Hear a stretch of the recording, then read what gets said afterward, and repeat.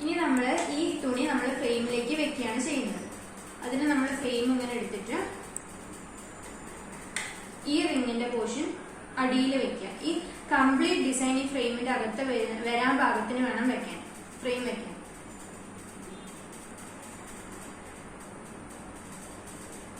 എന്നിട്ട് നമ്മൾ ഈ മുകളിലത്തെ റിങ് എടുത്തിട്ട് അത് ഇതിന്റെ മുകളിൽ വെക്കുകയാണ് ചെയ്യുന്നത്.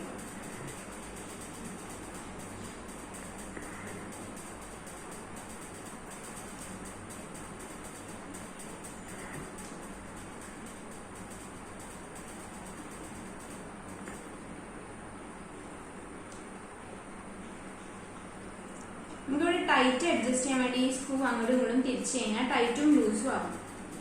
അങ്ങനെ ഇതാണ് നമ്മുടെ ഡിസൈൻ.